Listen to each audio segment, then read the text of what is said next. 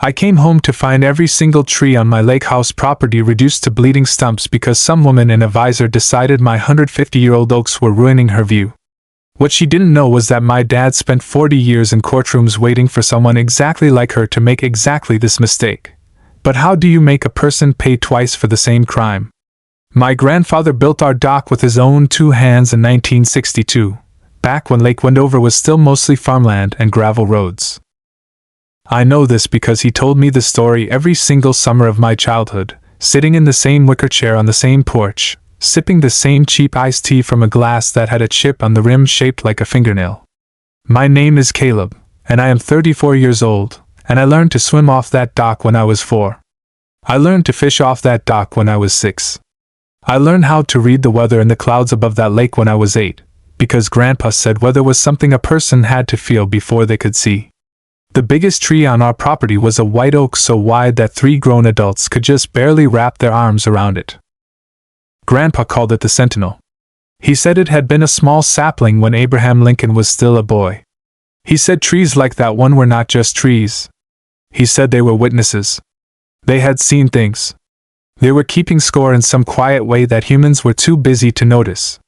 When Grandpa died last spring, the Lakehouse came to me in his will. My wife Sarah and I cried for a week, and then we made a decision that felt as natural as breathing. We were going to leave the city.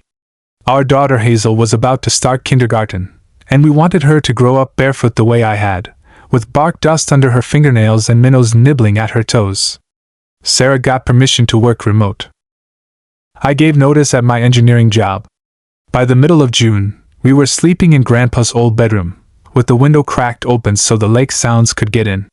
The first morning, Hazel ran out to the yard in her purple pajamas before I had even finished my coffee. I watched her from the kitchen window. She walked straight up to the Sentinel, stood on her tiptoes, and pressed her small palms flat against the bark. She stayed there for a long time. When she came back inside, I asked her what she was doing. She said she was telling the tree her name.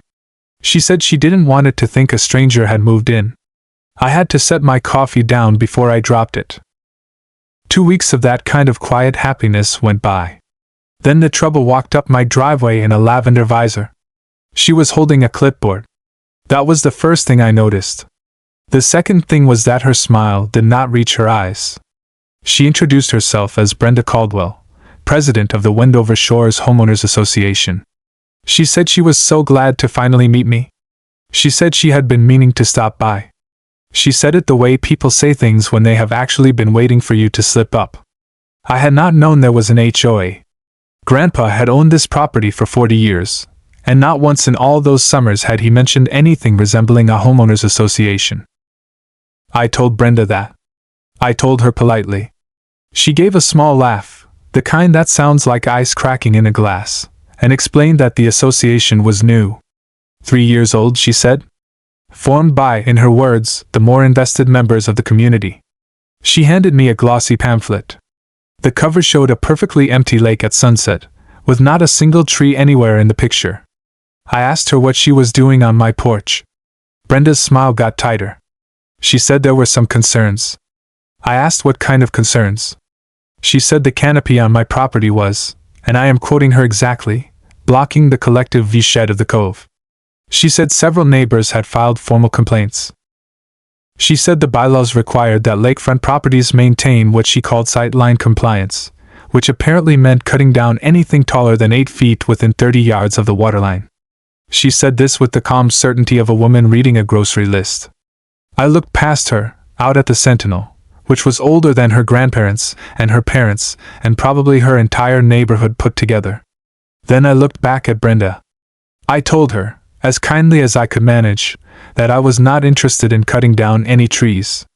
I told her my grandfather had planted some of them. I told her Hazel had named the biggest one. Brenda's face did something complicated. The smile flickered for half a second, and underneath it I saw something that was not friendly at all. She said I should think it over. She said she would be back. She said it in a voice that had a small thin edge to it, like a knife you can almost not see. After she left, I stood on the porch for a long time. I watched her walk back down the road, around the curve of the cove, all the way to a huge house on the far side. The house had a for sale sign in the yard that looked like it had been there for a while. The grass around the sign was tall. That night, after Hazel was asleep, I called my dad. Everyone in 3 counties calls my dad Big Mike. He is a litigation attorney, and he has been one for 40 years, and he is the kind of lawyer who other lawyers warn their clients about by name. He listened to the whole story without saying a word. When I finally finished, he was quiet for so long I thought the call had dropped. Then he asked me one question, very softly. He asked if the deed to the property had ever, in any form, ever, been signed over to a homeowners association. I told him no. Absolutely not. Never. He was quiet again. Then he told me to go outside first thing in the morning, before Brenda or anyone else came back, and to photograph every single tree on the property. Every angle. Every trunk. Every branch. He said to put Hazel next to the biggest ones for scale. He said to write the date on every photo. He said to do it before sundown the next day, no matter what. I asked him why. He said, in that low gravel voice he uses when he is already 3 steps ahead of whoever is talking, that he had a bad feeling. He said women like Brenda did not show up on porches with clipboards unless something had already been decided. He said sometimes the polite visit was just a warning shot. I did not sleep well that night. Something about the way Brenda had looked at the sentinel, like she was measuring it for a coffin, would not leave my head. Before this gets even crazier, hit that subscribe button right now, because what Brenda does next made my entire family's blood run cold, and you are not going to believe how my dad turned the tables on her. The photos took me almost the whole next day. I measured every trunk with a yellow tape measure. I wrote the date on a small whiteboard and held it next to each tree before I clicked the shutter. Hazel followed me around the entire property with a juice box, asking why we were taking pictures of the trees. I told her we were making a memory book for Grandpa. I did not want to scare her. I emailed 47 photographs to my father that night. He wrote back with 3 words. He said, "Good son, wait." We waited 8 days. On the 9th day, I drove into town to pick Hazel up from preschool. The whole trip took 90 minutes, round trip, with stops. As I drove back along the lake road, I came around the bend where our property first comes into view, and my brain did something strange. It refused to understand what my eyes were showing it. The shape of the horizon was wrong. There was too much sky. The cove looked open in a way it had never looked open before, in any photograph, in any season, in any year of my life. I pulled into the driveway with my hands shaking on the wheel. I got out of the car. Hazel got out behind me. We stood at the edge of the lawn together. They were gone. Every single one. 11 mature trees, including Hazel's sentinel, reduced to raw, pale, bleeding stumps. The cuts were so fresh that sap was still running down the sides in slow, sticky lines. Heavy machinery had carved deep tracks through Grandpa's lawn, all the way down to the dock. Sawdust drifted in the air like dirty snow. The smell of cutwood was so sharp and so wrong that I almost gagged. Hazel made a sound I had never heard a child make before. It was not a scream. It was thinner than that, and older. She ran across the yard in her little light-up sneakers and threw her body against the sentinel's stump and started crying with her whole face pressed against the cutwood. I could not move. I just stood there with my keys still in my hand, watching my daughter try to hug a tree that no longer existed. I found a clipboard left behind in the grass near the driveway. On it was a work order from a tree service company called Brightline Land Management, dated that morning, signed and authorized by Brenda Caldwell on behalf of the Wendover Shores Homeowners Association. They had not even tried to hide it. The work order listed 11 trees by location and size. Next to each one, in a small neat handwriting, was a checkmark. I called my dad. I could not get the words out. I just made a sound into the phone. Big Mike said only one thing. He said, "Do not touch anything, I am leaving Lansing right now." Then he hung up. While I waited for him, I did 3 things.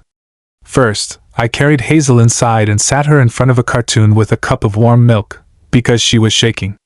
Second, I walked the entire property with my phone, taking video of every stump, every tire track, every piece of sawdust, every cut branch they had left behind. Third, I knocked on Eleanor Pruitt's door. Eleanor was the older woman who lived 3 houses down, the one who had waved at me from her boathouse the first week we moved in. I had not really met her properly yet. I knocked because I needed a witness, and her dock had a clear line of sight to mine. Eleanor opened the door, took one look at my face, and pulled me inside without a word. I told her what had happened. Her hands went still on her teacup. She set the cup down very carefully, like it was made of glass that might break if she breathed wrong. Then she said something I will never forget for the rest of my life. She said, "I have been waiting for someone to come knock on this door for 2 years." She walked me into her sunroom. There, mounted on a high beam above her boathouse, was a small black security camera. Eleanor said her late husband had installed it after some boats got stolen from the cove a few summers back. She said it ran 24 hours a day, recorded everything, and saved 14 months of footage to a hard drive in her closet. She said she had been quietly recording Brenda Caldwell's nonsense for almost a year and a half, ever since Brenda had pressured her into signing the HOA charter using lies about short-term renters that Eleanor later discovered were completely made up. I asked Eleanor if her camera could see my property. She smiled, and it was the first real smile I had seen all day. She said, "Son, my camera can see everything in this cove except the inside of Brenda's bathroom, and I am not entirely sure about that one either." My father arrived 4 hours later in his old gray Buick, still wearing the suit he had been wearing in his Lansing office that morning.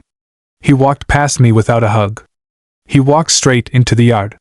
He stood among the stumps with his hands deep in his pockets and his head down, the way a man stands at a graveside. He was out there for a long time. When he came back to the porch, his face had gone completely flat, the way it goes flat right before a deposition. He said, "Caleb, I want you to introduce me to the woman with the camera." The three of us, Eleanor, my dad, and me, sat in Eleanor's sunroom until almost 2 in the morning. Big Mike watched footage on her hard drive on a laptop he had brought from his car. He watched Brenda walk my property line with a measuring wheel 3 weeks before the cutting. He watched Brenda meet the Brightline foreman in her own driveway and hand him a thick white envelope 2 days before the cutting. He watched the cutting itself, time-stamped, while Brenda stood on her own dock across the cove drinking what looked very much like a glass of white wine. My father did not smile. He did not frown. He just kept watching, with his pen moving across his yellow legal pad, until the screen finally ran out of video. Then he closed the laptop, looked at Eleanor, and asked her if she would be willing to put all of this in a sworn statement. Eleanor said yes before he had finished the question. On the drive back to my house, my father told me something that finally made my hands stop shaking. He said the HOA had no easement on my property. None. The bylaws Brenda kept waving around had never been signed by my grandfather, never recorded, never legally binding on this parcel. He said what Brenda had ordered was not enforcement. It was destruction of private property. Under Michigan timber trespass law, he said, every dollar of damage they did was about to be tripled. And given what Eleanor's camera had captured, he said, very quietly, that the civil case was only the beginning. I asked him what he meant. He just looked out at the dark lake passing by the car window and said, "Brenda Caldwell made a mistake she does not even know she made yet." The next morning started with a casserole. I am not making this up. At 9:47 on a Saturday, before I had even finished my first cup of coffee, Brenda Caldwell walked up my driveway in a pink cardigan, holding a glass dish covered in tinfoil. She was smiling the kind of smile people put on when they have already practiced it in a mirror. Behind her, parked across the cove at her huge unsold house, I could see 2 new for sale signs that had not been there yesterday. Apparently the new view was already being marketed. She knocked on my door like an old friend. I opened it. I did not invite her in. She held the casserole up between us like a peace offering. She said, "Oh sweetie, I just heard there was some kind of mix-up with the tree work, and I wanted to come over personally." She said the words mix-up like a person tossing a hot coal from one hand to the other. She said the tree service must have, quote, exceeded their authorization. She said she was sure we could just sit down, neighbor to neighbor, and clear this whole thing up without involving lawyers or insurance companies or, in her exact words, anyone's reputation. I let her finish. I learned that from my dad. He always says that if you want to know what a person is hiding, let them keep talking until they hand it to you on a plate. Or, in this case, in a glass dish. When she was done, I said 3 sentences. I said, "Brenda, my father is a lawyer. My father has already filed. You should go home and call yours." The smile slid off her face like wet paint. She blinked twice. Her mouth opened, then closed. For a half second I saw the real Brenda, the one underneath the pink cardigan, and her eyes had a hard, mean little flatness to them, like coins. Then the smile came back, brighter and tighter than before. She said, "Oh honey, you do not want to do this." She said, "You really, really do not want to do this." She said, "My husband Greg knows people on the township board." I took the casserole out of her hands.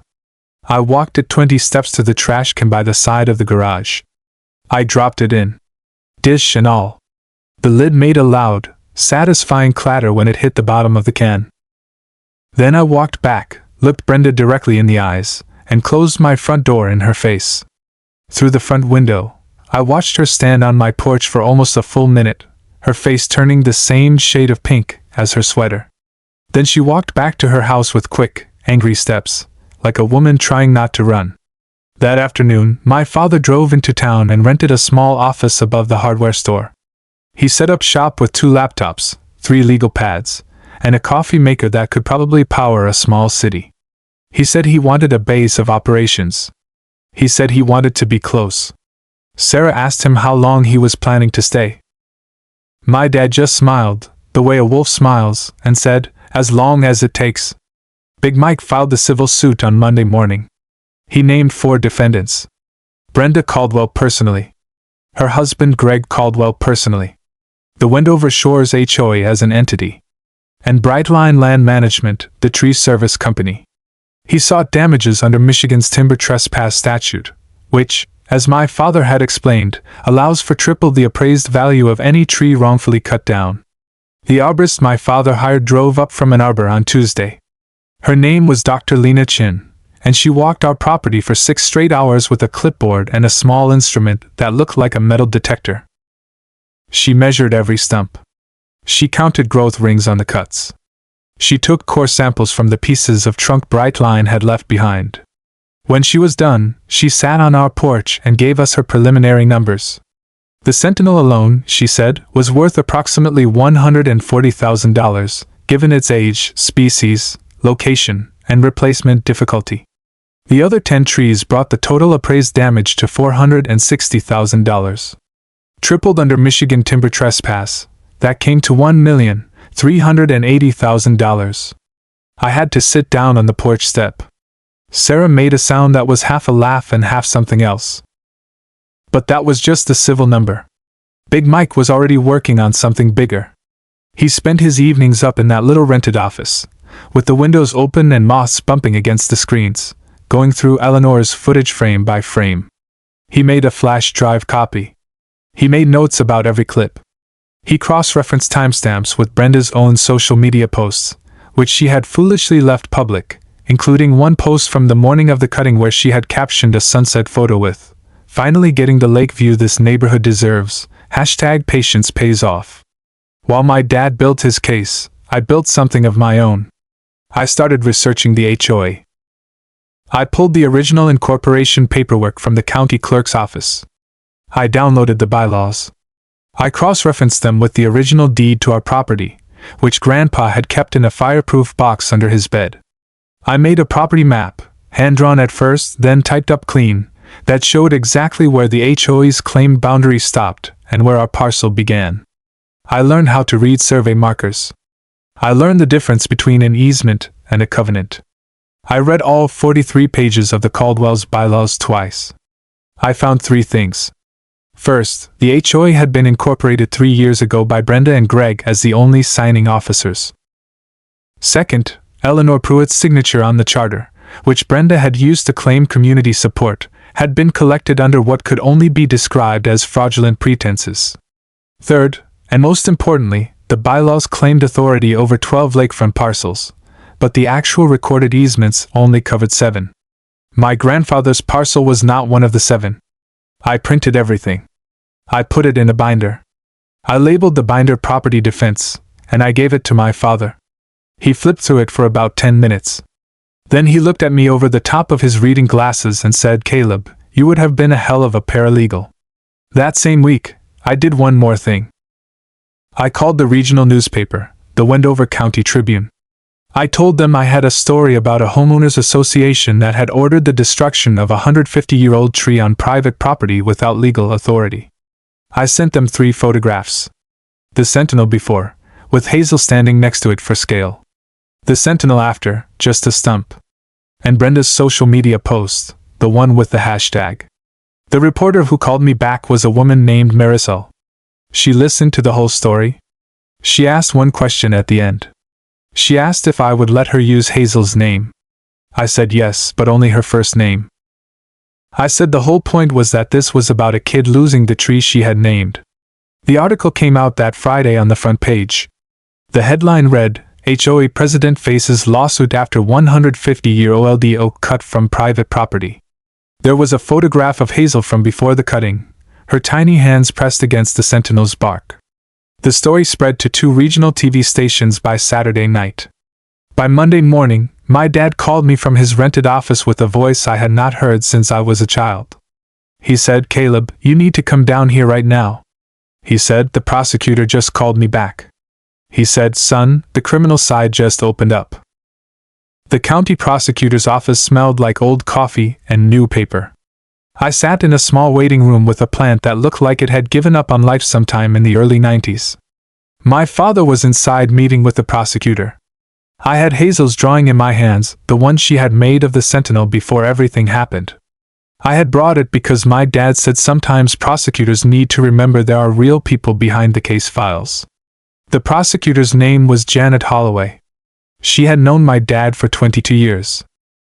She had been a young deputy prosecutor when my dad was a young defense attorney, and she had watched him cross-examine her witnesses into corners she did not even know existed. When the door finally opened, she walked out with my father, shook my hand firmly, and asked me one question. She asked if I would be willing to testify. I said yes before she had finished the sentence. What happened next moved faster than anything I had ever seen. By Wednesday, Janet had subpoenaed Eleanor's hard drive. By Thursday, she had a state police digital forensics expert verify the timestamps on every clip. By Friday, she had pulled Brightline Land Management's billing records, which showed a $7,000 cash payment from Greg Caldwell's personal account 3 days before the cutting, marked in the company's books as, quote, expedited removal services. That cash payment was the key. Janet explained it to me in her office on Friday afternoon, with my dad sitting beside me nodding slowly. Cash payments of that size, made personally, outside of any legitimate HOA budget process, removed any defense Brenda might have had about acting in good faith on behalf of the community. It was not enforcement.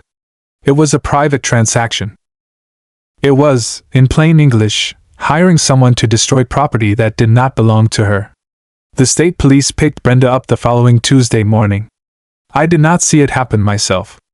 I heard about it from Eleanor, who had been watering her tomato plants when the unmarked car pulled into the Caldwell driveway.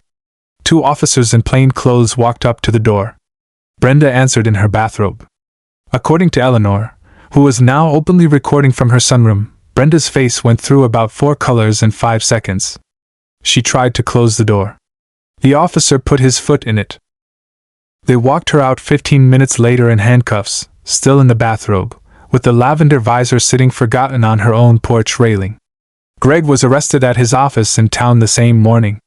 The charge for both of them was malicious destruction of property over $20,000, a Michigan felony, plus conspiracy. Bond was set at $50,000 each. The Tribune ran the arrest photo on its front page the next day. Brenda was looking down, her hair messy, her bathrobe half-tied. The headline this time read, HOA President Arrested in Lakefront Tree Cutting Case. Within 48 hours, the story had been picked up by a Detroit TV station. Within 72 hours, it was on a national morning news segment about HOA abuse. The reporter ended the segment by saying, "And this story is far from over." She had no idea how right she was. My dad's strategy, as I started to understand it, was something he kept calling the double track. The civil case and the criminal case were running side by side, on parallel rails, and each one strengthened the other. Every piece of evidence Janet pulled for the criminal prosecution became available to my dad for the civil suit. Every deposition my dad took for the civil suit gave Janet new leads for the criminal case. They were not officially coordinating, because the law does not allow that, but they were both working from the same underlying facts, and those facts were getting worse for Brenda every single day. The Caldwells hired a defense attorney named Philip Marsden out of Grand Rapids. He was expensive. He was experienced. And on the first phone call he made to my father, my dad listened politely for about 3 minutes, then said, "Phil, your clients hired a tree service in cash, on their personal account, to cut trees on a property they had no easement over, while one of them filmed the cutting from her own dock holding a glass of wine, and we have all of it on time-stamped video from a third-party witness. So before you tell me about your motion to dismiss, you might want to call them and have a real conversation about what their insurance limits look like." Philip Marsden did not file a motion to dismiss. What he filed instead, 3 weeks later, was a settlement offer. It came through on a Friday afternoon. The offer was $400,000, full and final, with a non-disclosure clause attached. My father read the offer in his office. Then he picked up his phone, dialed Marsden's office, and said, "Phil, you are off by exactly $980,000, and the NDA is not happening, and my client's daughter is going to keep telling the story of her tree to anyone she wants to tell it to, for the rest of her life." Then he hung up. While the lawyers postured, life on the Cove started shifting in ways I had not expected. Eleanor and I started having coffee on her porch every Sunday morning. She told me stories about her late husband, who had built that boathouse and installed that camera and had, apparently, never trusted Brenda Caldwell from the day she moved in. Eleanor also told me, very quietly, that 3 other neighbors had reached out to her after the news coverage. They had their own stories about Brenda. One had been threatened with fines for the color of his front door. One had been told her grandchildren were too loud. One had been pressured into removing a vegetable garden Brenda had called, quote, agricultural in nature, in a residential cove. 2 of those 3 neighbors agreed to give sworn statements to my father. The HOA, which had been Brenda's entire empire, was crumbling from the inside. On a Tuesday evening in late August, my father came over for dinner. He looked tired, the way people look tired when they are winning, but the winning is taking something out of them. Hazel had drawn him a new picture, this one of him in a courtroom with a tree on the witness stand. He laughed for a long time at that one. He pinned it to the front of his briefcase. After Hazel went to bed, my dad sat with me and Sarah on the back porch. The new view of the Cove, the one Brenda had killed 11 trees to create, was visible through what used to be a green wall. It was, I had to admit privately, a beautiful view. That was the part that hurt the most. The view itself was not the crime. The crime was that it was not Brenda's view to take. My dad sipped his coffee. Then he said, "Caleb, I need to tell you something, and I do not want you to react until I finish." He said the second settlement offer had come in that afternoon. It was for $900,000, the full limit of the Caldwell's homeowner's insurance. He said that, combined with what we could likely collect from the equity in their unsold house, we were looking at total recovery of roughly $1.38 million. He said the criminal case was almost certainly going to end in a plea deal, given the evidence. He said Brenda was probably looking at 12 to 18 months. Then he said the part that made my hands go cold. He said, "But Caleb, there is a second case I have not told you about yet. Phil Marsden does not know about it. Janet does not know about it. Brenda definitely does not know about it. And I want to walk you through what your grandfather left in his fireproof box, because I think we are about to make Brenda Caldwell pay for her crime a second time." My grandfather kept a small green notebook in the bottom of his fireproof box. I had seen it once as a teenager and forgotten about it. My father pulled it out the week I sent him the deed photos, and he read it every night in his rented office above the hardware store, with moths bumping the screens. What was in that notebook turned out to be the second case. Grandpa, it turned out, had been the unofficial lake historian of Wendover for 15 years. Every dock built, every shoreline change, every property dispute, in handwriting so small it looked typed. Starting the exact week the HOA was formed, his entries became something different. They became evidence. Page after page of dated observations on Brenda Caldwell. conversations he had overheard at the marina. The days she walked his property line with a measuring wheel while he watched her from the wicker chair. He had written, "This woman has decided the lake is hers. She is wrong. I will leave the proof for whoever comes next." Tucked behind the notebook was a manila envelope with 7 sworn affidavits from other lakefront owners. 3 of them described Brenda accepting personal payments from prospective buyers in exchange for what she called view enhancement assurances. In plain English, promises to clear neighboring properties of trees to drive up home values. Grandpa had been building a fraud case. He had not lived long enough to file it. My father filed it for him. On a Monday morning in early September, while the criminal case was still in pretrial motions, Big Mike filed a second civil action. Fraud and unjust enrichment, brought on behalf of 3 affidavit signers. Philip Marsden called my father within an hour. Marsden said, "Mike, please tell me this is a negotiating tactic." My father said, "Phil, I do not negotiate with tactics. I negotiate with evidence." Then he emailed him a scanned affidavit. Marsden requested an emergency settlement conference within 48 hours. The second case settled at $720,000, paid from the forced sale of the Caldwell's Lakehouse. The buyer of that house, a detail I still smile about, was Eleanor Pruitt's nephew. The criminal case ended the same week. Brenda took a plea. 14 months at a minimum security facility outside Ypsilanti, plus a felony record.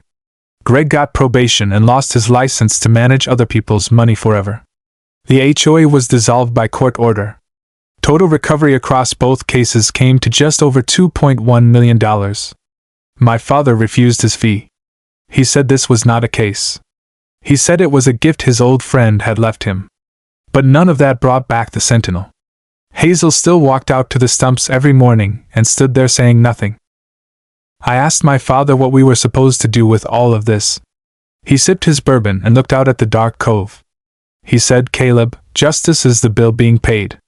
Healing is something else, and the bill, son, is paid in full." We planted the new trees on the first Saturday of October. 83 of them. White oak, red oak, sugar maple, shagbark hickory. The forestry consultant my father hired, a quiet woman named Dr. Reese, picked the species to match what had been lost. The biggest was a 14-foot oak that took 6 men and a small crane to set into the ground. We placed it exactly where the Sentinel had stood, in the same hole, in the same soil, with some of the original root mulch worked back into the dirt. Hazel walked up to it in her purple jacket, pressed both hands flat against the bark, and stood there a long time. When she stepped back, she looked up at me. "Daddy, this one is the apprentice," she said. "The Sentinel was old and knew everything. The apprentice is young and has to learn. But it is already trying." Sarah had to walk away because she was crying. My father just nodded the way he nods when something true has been said. The first winter was hard. 2 saplings did not make it. When I found the first dead one in March, I sat down in the snow and cried in a way I had not cried since the day I first saw the stumps. Hazel found me out there and sat beside me in her snow pants and held my hand with her mitten. After a while she said, "Daddy, the apprentice is okay." I checked. She was right. The big oak made it. That spring, Eleanor Pruitt and I started having coffee on her porch every Sunday. We talked about her late husband, my grandfather, Hazel's school, the young couple with twin boys who had moved into the Caldwell's old house. One Sunday in June, Eleanor told me I had given her courage. She said watching my father work the case had taught her what patience looked like when it had teeth.